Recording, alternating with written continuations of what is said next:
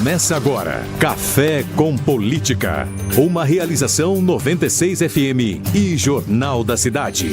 Agora são 7 horas e 36 minutos. Seja muito bem-vindo à edição 183 do Café com Política. Tem oferecimento de Brambila, acreditando no futuro. Eu sou o economista Reinaldo Cafeu e comigo aqui na bancada o jornalista Ricardo Bizarra. Bom dia, Bizarra. Bom dia. Também o assessor Kleber, escritor agora, Kleber Santos. Bom dia, Kleber. Bom dia, Cafeu. Bom dia, amigos que nos acompanham nessa manhã. E hoje nós demos folga para o João Jabur. Muito bom, merecido. É isso aí. E o convidado de hoje é o advogado, especialista em direito eleitoral, Dr. Nilson Paulo da Silva. Bom dia, doutor Nilson. Obrigado por atender aqui a nossa reportagem. Está conosco no Café com Política. Bom dia, caríssimo Cafeu, Bizarra, meu grande amigo Kleber. Um prazer estar aqui com vocês para este café da manhã. E um café com política é sempre um café muito mais quente. Dr. Nilson Paulo da Silva é mestre em Direito, professor universitário, analista político, co-autor do livro Crimes Eleitorais e Processo Eleitoral da editora Juruá e do livro Direito Internacional em Evidência, volume 4. Meu caro Dr. Nilson, como é que o senhor tem visto, do ponto de vista macro, né, todas essas mudanças geopolíticas, essa questão do Trump, esse olhar internacional nas eleições de países, inclusive aqui do Brasil? O senhor acha que estamos chegando num outro momento do ponto de vista político em que o olhar do exterior também é um olhar importante, além daquelas missões que sempre acompanham as eleições? Muito bem, Cafeu e companheiros e amigos, a nossa grande audiência aqui da Cidade 96 FM. Olha, o seu posicionamento, o seu questionamento, ele é super interessante para nós fazermos esta caminhada muito rápida do ponto de vista geopolítico.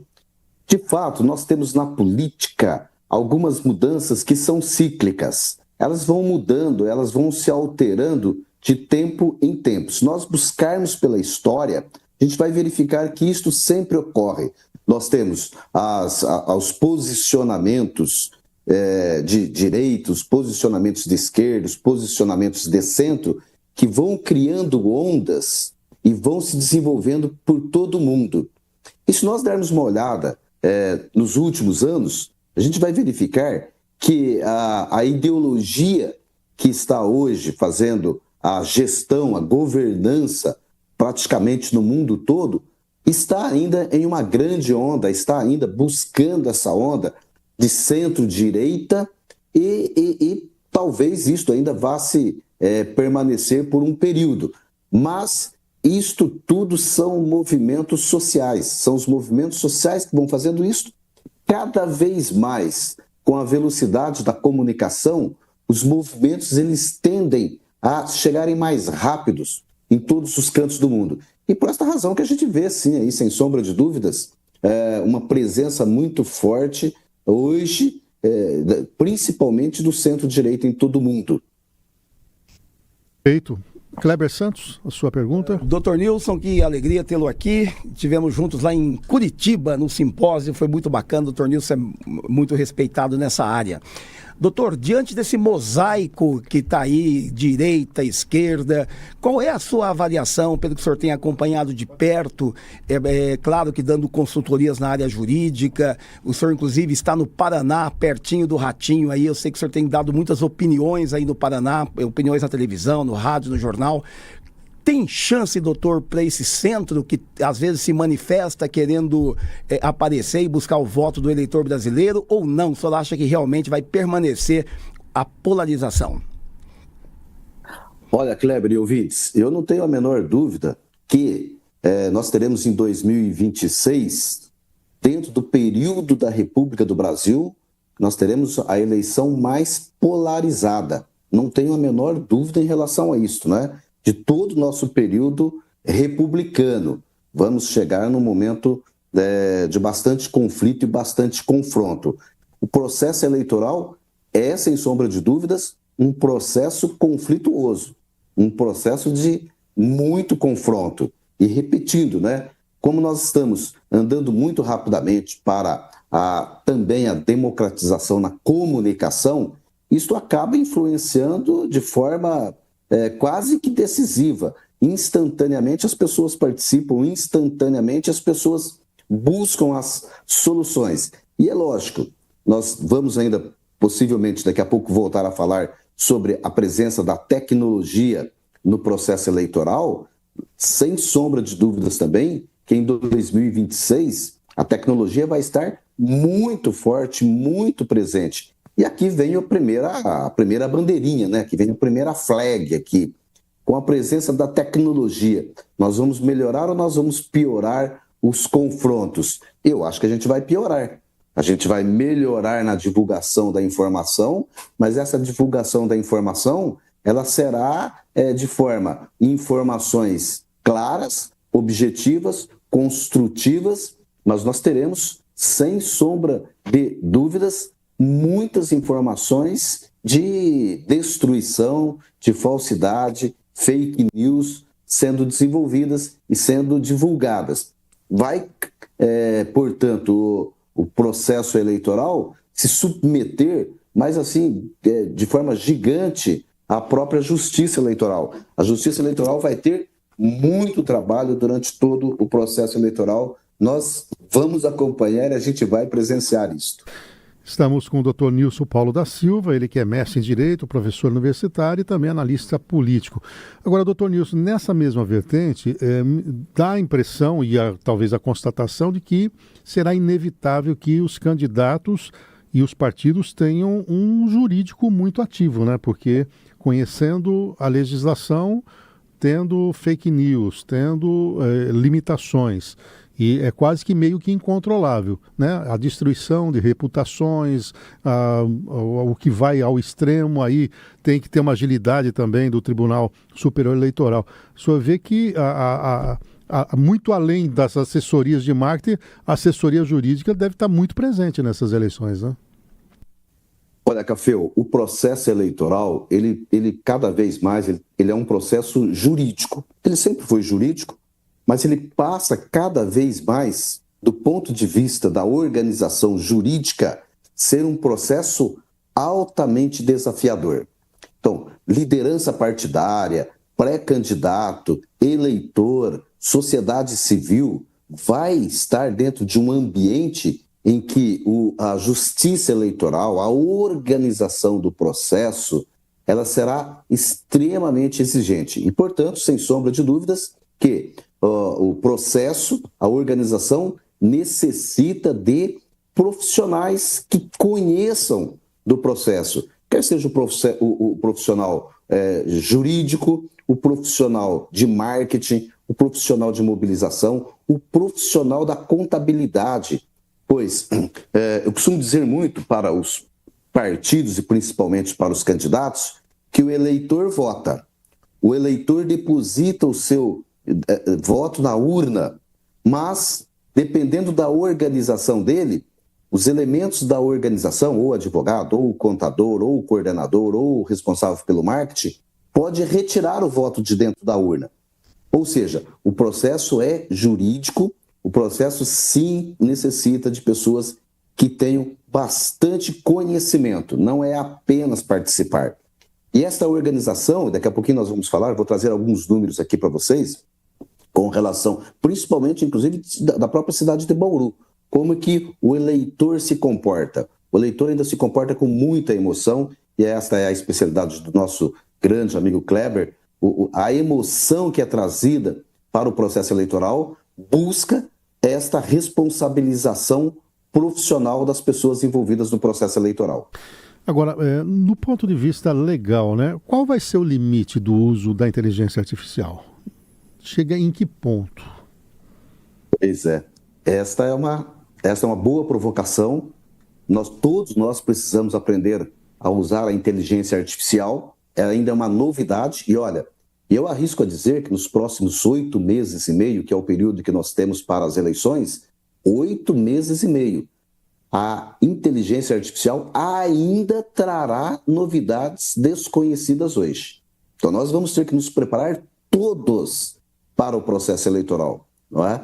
a inteligência artificial vai chegar de uma forma violenta dentro do processo e não tenho dúvidas, cada vez mais, isto crescente, será muito utilizada para convencer o eleitor, para organizar o processo, e a gente vai ter que todos os dias se preparar para isso. Por esta razão que partidos, voltando, você que é liderança partidária, você que tem um partido político, você que pretende ser candidato, tenha também gente preparada para o uso da inteligência artificial. Porque nós não sabemos ainda se ela vai ser o limite do uso para a organização ou para a desorganização. Kleber.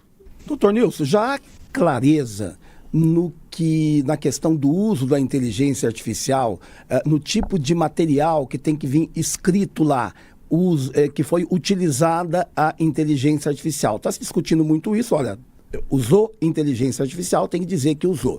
Qual é o limite? Por exemplo, é possível hoje a gente pegar uma pequena fala de alguns segundos, poucos segundos de imagem e transformar aquilo num vídeo de 1 minuto, 2 minutos e ponto. Fica perfeito. E também tem apenas alguns retoques numa fala. Qual tipo de uso da inteligência artificial que será obrigatório colocar que está sendo utilizada para o eleitor saber? Definição? Pois é, na última eleição de 2024, e principalmente na eleição de 2022, mas em 2024 a gente teve aí uma grande novidade, o uso dos chatbots para a organização da campanha eleitoral. Foi totalmente proibido de você fazer a divulgação em massa, utilizando robôs na campanha eleitoral. E também alguns limites para você não fazer absolutamente nenhuma distorção na fala, no cenário, no conteúdo, de forma que pudesse criar ao eleitor, e aqui é uma questão assim super provocativa também, porque está lá na legislação, você não pode, na propaganda, criar um estado mental de dependência do eleitor. O que é um absurdo, inclusive, porque qual é o sentido da propaganda? O sentido da propaganda é, sim, criar a vontade no consumidor. Mas a legislação eleitoral, até já sendo precavida para que não ocorra abusos, ela estabelece lá, olha, cuidado com a criação do estado mental de dependência do eleitor. Então, a inteligência artificial vai ter que ser utilizada mais no sentido de buscar o programa, o projeto, a modelagem de mobilização, de como chegar rapidamente no eleitor, mas sem distorcer a figura do candidato. Porque o candidato, se nós fizermos uma análise com relação à pessoa do candidato, a gente não pode esquecer que o eleitor, e portanto toda a sociedade, está escolhendo alguém para cuidar e organizar da própria sociedade. Então, esta pessoa que vai ser escolhida tem que ser uma pessoa real. Não pode ser uma pessoa criada artificialmente, ainda que de forma parcial, porque ela tem uma grande responsabilidade. Qual responsabilidade? Cuidar das pessoas, cuidar da sociedade. Então, nós ainda vamos trabalhar isso, Kleber, e com certeza lá no comecinho de fevereiro haverá as audiências públicas no Tribunal Superior Eleitoral, fazendo toda a organização e os limites da inteligência artificial, e nós vamos ter isso mais claro a partir do final do mês de fevereiro. Doutor, o senhor citou fevereiro, realmente em fevereiro acontecem as audiências públicas que são aquelas organizações que o TSE faz para dizer como é que deve se aplicar a lei, na verdade, né? São algumas normas. O que pode mudar agora em fevereiro? Há realmente a contribuição da população? As pessoas poderão sugerir também? Ou já é praticamente certo o que vai acontecer? Qual é a chance de mudança e que tipo de mudança? Olha, o que acontece? O brasileiro já está acostumado a isso. O ano é par, temos eleições. O ano é ímpar, é o ano das mudanças nas regras eleitorais. Cada eleição, você aprende um pouco, muda algumas regras para as eleições posteriores. Então, nós tivemos o ano de 2025. Tivemos grandes mudanças para as eleições e esta foi uma novidade. Não tivemos grandes mudanças. Nós vamos para as eleições de 2026 com as regras de 2024. Então, o eleitor já se encontrou com as urnas, o partido já se organizou para o processo em 2024 e nós vamos para 2026 praticamente com as mesmas regras. A única novidade que veio em 2025 e que isto não afeta o eleitor, não afeta lá o processo eleitoral, foi com relação às desincompatibilizações, que nós temos agora uma unificação.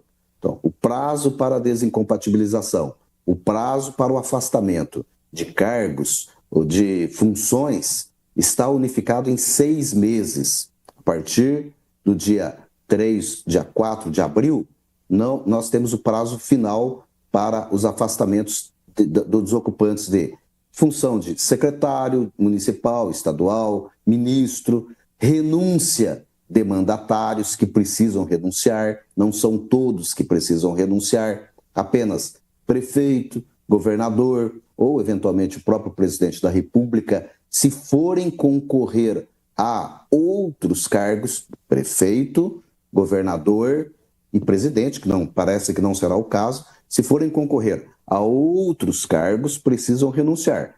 Ocupantes de cargos e funções afastam 6 meses antes. O que pode vir, e não veio até agora, vai tratar diretamente com, inclusive, interesse de vocês, que é com relação ao apresentador de rádio, de televisão, que aí o prazo é diferente e isto pode vir novidades nestas audiências. O prazo hoje é até o dia 30 de junho, que é um erro também. Há um esquecimento na legislação em relação a isto, precisa acertar. Não faz nenhum sentido no dia 30 de junho, pois nem convenções ainda ocorreram, e o apresentador de rádio e televisão, ele precisa deixar o programa, ele não precisa sair da empresa, do rádio e da televisão, ele precisa deixar o programa. E também aqueles que não ocupam nenhum cargo, mas são servidores públicos, estes se afastam com 3 meses, lá no dia 4 de julho. Então, fora estas situações, o que pode vir nas audiências públicas de fevereiro, Kleber e ouvintes, pode ser com relação à própria propaganda e principalmente ao uso das ferramentas de inteligência. Não devemos ter grandes mudanças para as eleições. E o que ele estava falando, né, Kleber, é o que a gente tem discutido sempre aqui, né? Eu sempre comparo com Rio Preto e outras cidades. Até me chamou a atenção essa pulverização que ele falou de votos, né, de votar em tudo. Eu quero até fazer uma pesquisa nessas outras cidades, mas onde tem lideranças consolidadas, me parece que a coisa é mais forte, né, de você eleger, né? O Café, o eleitor, ele não vota errado. Não. Ele tem que ser convencido, ele tem que ser sensibilizado, ele tem que entender que aquele candidato realmente vale o voto dele. Quando ele vê todo mundo meio que igual, ele não vê diferença, para ele tanto faz. Agora, cabe ao candidato construir a sua candidatura. Por isso que tem um processo. Hoje, quando termina uma eleição, o líder ele deve continuar mostrando liderança, mostrando por que ele deve ser um deputado, ou um prefeito, ou um vereador. Então, é esse conjunto, não é fazer campanha antecipada. Campanha antecipada, não, mas ele pode se conectar com o eleitor nesse período todo. E aí sim, o resultado, que é a eleição, é apenas a colheita. A semeadura é agora. Bom, retomamos aqui o contato com o Dr. Nilson Paulo da Silva. Tivemos um pequeno problema aqui com a internet, Dr. Nilson, mas segue com o seu raciocínio, por gentileza. Pois nós falávamos exatamente das lideranças local, lideranças regional, pensar e ter um planejamento. E o planejamento não chega a lugar nenhum.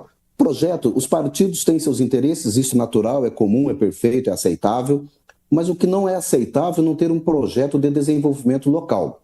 Depois das eleições, ok, vencedor, ninguém perde, todo mundo ganha experiências no processo eleitoral. Vamos verificar agora quantos votos foram canalizados para os eleitos, vamos buscar os projetos com os eleitos. Veja, a cidade de Bauru votou em todos os federais, todos os deputados estaduais. Agora, como é que as lideranças estão trabalhando isto? Isto é processo de estadista, de municipalista, de pessoas que realmente têm um interesse global, sem desprezar a sua ideologia, seu trabalho partidário. Isso sempre vai ocorrer. Temos 30 partidos no Brasil, temos ministros aí, então isso sempre vai acontecer. O que não pode ser dispersado é o local. Estamos com um problema de conexão um pouquinho truncado aqui, né? Mas você tem uma observação para fazer, Kleber? Aproveite. Não, é que o que tem que entender os candidatos é que existem 3 fases numa campanha política até chegar no momento do voto. Nós temos o primeiro momento, que é esse da sensibilização, isso que o doutor falou, planejamento. Depois da sensibilização, eu conectei com o eleitor, eu venho para a motivação, vou dar motivos para o eleitor votar em mim. E lá na frente é apenas a mobilização. Quando isso não acontece, por que o eleitor vai votar só porque é da cidade? Não tem nada a ver, isso não convence ninguém. Não convence ninguém. Se você pegar a pesquisa, ela diz assim, 70% da população de Bauru gostaria que tivesse um deputado Bauru. Mas se tem essa demanda, por que não tem voto? Aí cabe ao deputado, cabe ao candidato, na verdade. E aí tem a questão, nesse aspecto, até onde você acha que ocupar a rede social com a sua vida pessoal, mostrando a sua rotina de trabalho, pode agregar? Ou você acha que é perda de tempo? Olha, a vida pessoal, ela é importante desde que ela esteja dentro de um contexto. Se ela estiver reforçando determinados valores, se ela estiver reforçando também o projeto o plano de ação parlamentar ou o programa de governo, se ele estiver alimentando a mensagem principal da campanha, tudo bem. Por exemplo, um candidato que defende que ele é um grande gestor. Então, mostrar a vida particular dele nessa área, tudo bem. Então, sempre tem que ligar o que você defende, que você naturalmente já faz aquilo. Perfeito. Bom, vamos aproveitar a presença do Dr. Nilson para a gente avaliar uma das pesquisas mais recentes, né? Queremos a sua opinião. Então, o Kleber vai trazer... A gente preferiu olhar só o segundo turno, porque o primeiro turno, né, aquela hoje história vai ter muito pulverizado. O que nós temos nessa pesquisa Quest que foi divulgada essa semana, ô Kleber? Olha, Café, nós temos aqui o segundo turno para presidente. A Quest simulou 7 cenários de segundo turno. Vão um por um, então. Isso, com a presença do Lula. Então, Lula e Flávio Bolsonaro, Lula 44, Flávio Bolsonaro 38.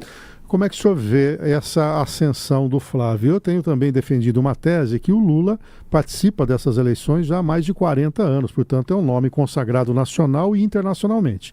E um nome como Flávio e os outros que estão se apresentando, não tem... o eleitorado brasileiro não conhece ele na totalidade, né? Quando eu vejo o Lula com 40 aí? 44. E o Flávio, que sequer lançou a campanha já com 38, dá para entender que o Lula está meio no limite e o Flávio tem como crescer? Essa é a sua avaliação, Nilson? Acho que é exatamente isso, né?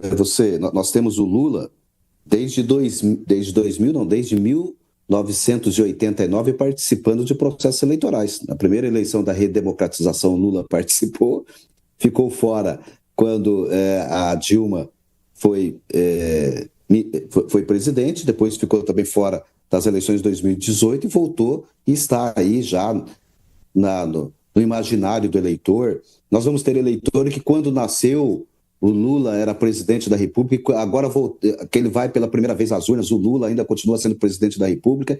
Então, este cenário para ele é muito favorável, né? Na presença de lembrança, o voto é muita emoção, o voto é muita lembrança, pouca razão ainda, isso acaba trazendo este número. E com relação ao Flávio, lógico, se fosse apenas o Flávio, o número não seria este. Mas como é o Flávio Bolsonaro, o Bolsonaro traz também aí toda a sua carga de legado, de participação, do conflito hoje que temos na divisão do eleitorado e possivelmente ele vai ainda ter um espaço de crescimento se conseguir agregar apoios. Vamos acompanhar. Só para lembrar que nessa pesquisa, 77% dos bolsonaristas raízes já migraram para o Flávio.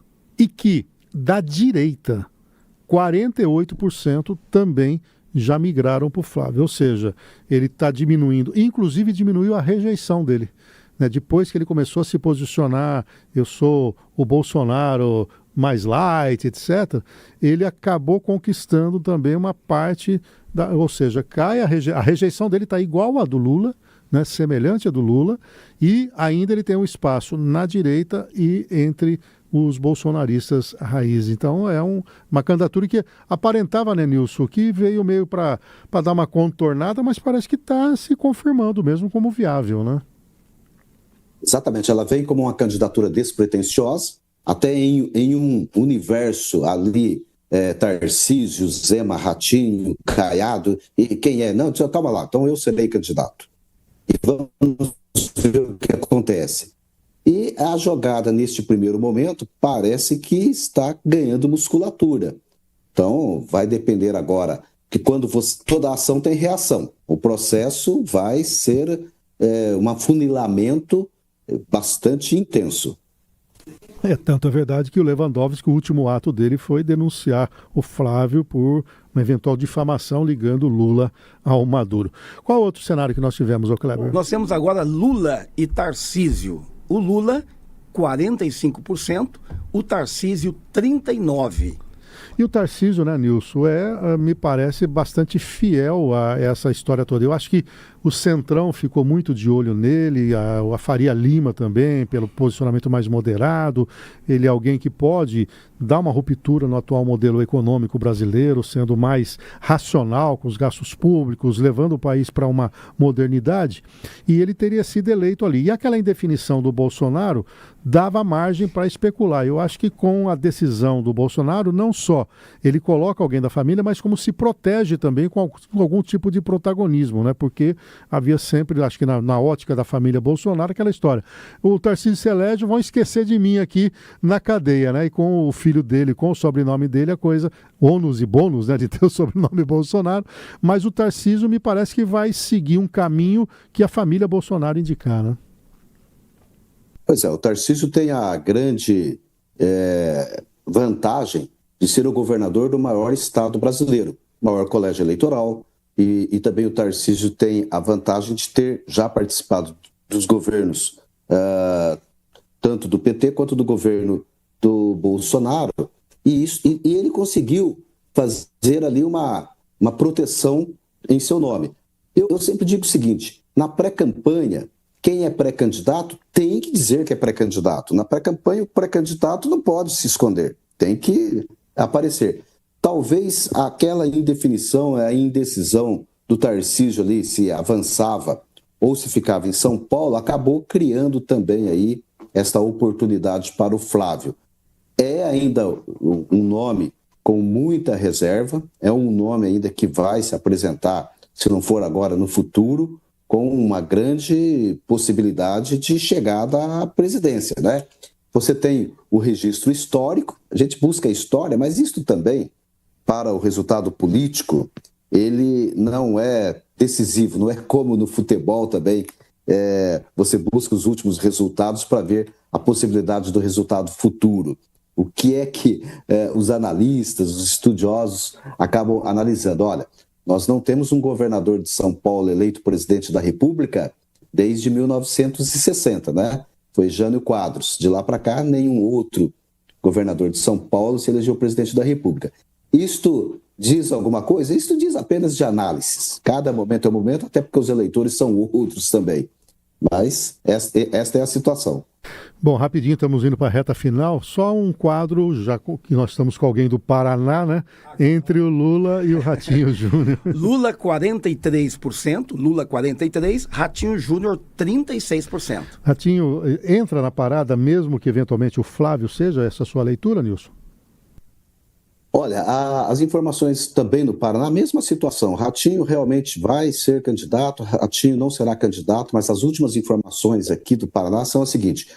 O governador Ratinho Júnior vai se afastar do mandato no final do mês de março, ele renuncia ao mandato para se colocar à disposição do partido. Se houver oportunidade, ele sim será candidato.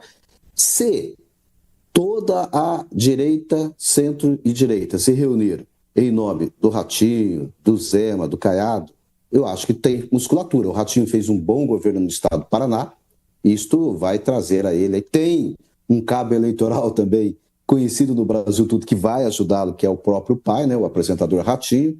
O Ratinho não é apenas um cavalo paraguaio, não. O Ratinho pode sim ser competitivo, até porque foi deputado estadual, foi deputado federal, é governador reeleito, com uma boa avaliação no estado do Paraná, e ele pode sim ser aí um candidato competitivo. Doutor Nilson, Paulo da Silva, quero agradecer a sua participação. Obviamente, nessa jornada aqui desse ano, queremos tê-lo novamente aqui conosco no Café com Política. Um forte abraço, excelente fim de semana. Um abraço a todos, um abraço principalmente para a nossa grande audiência. E sim, nós teremos um ano de muitas emoções, um ano de várias especulações também. E com prazer nós estaremos juntos aqui, Caféu e toda a bancada. Um abraço, bom dia, bom final de semana. Esse é o Dr. Nilson Paulo da Silva, ele que é professor universitário, mestre em Direito, analista político e coautor de alguns livros. Bom, Kleber, obrigado aí pela indicação, Dr. Nilson, esclareceu esses minutinhos finais para falar um pouco do teu livro, do seu trabalho. O que você traz de novidade? Obrigado, Café. O livro está indo muito bem. O Lado Oculto do Voto, as últimas revelações da neurociência política. E também, Café, a novidade, estou muito honrado de fazer parte agora oficialmente do Conexão APM, Conexão da Associação Paulista de Municípios de São Paulo, né? Fui convidado e vou participar, estou participando da Conexão. Ribeirão Preto foi na outra semana, participação de 60 prefeitos, 60 municípios. Agora, semana que vem, Café, quarta ou quinta-feira, estaremos em São José do Rio Preto e depois Bauru vai vir depois para cá. Beleza. E eu vou estar falando sobre marketing político, comunicação eleitoral dentro da neurociência política e vem também especialistas em diversas áreas. É um evento muito grande da Associação Paulista de Municípios. Muito bem. Kleber, Bizarro, você sabe quando o cara liga para você querendo dicas de finanças? Uhum. É o caso dele. Quer dizer, o que é a conta corrente? Como pagar a conta, como cobrir o especial. Está robusto. Muito bem, esse foi o Café com Política dessa semana. Semana que vem estaremos aqui, novidade aí no front eleitoral local, hein? A mãe da prefeita deixa de ser candidata a federal, vem para estadual, mal-estar dentro do PSD com o Juninho Rodrigues, Mandalite, pré-candidato a deputado estadual, vai concorrer com a mãe dela, ou seja, temos um tabuleiro político aí, pelo menos nessa vertente, para ferver nessa semana. Bom, Café com Política volta semana que vem às 7h30 da manhã.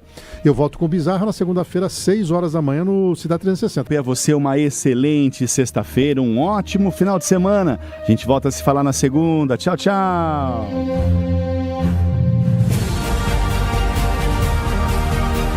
Você ouviu Café com Política, sua dose semanal de informação e opiniões aqui na 96 FM e nas multiplataformas do Jornal da Cidade.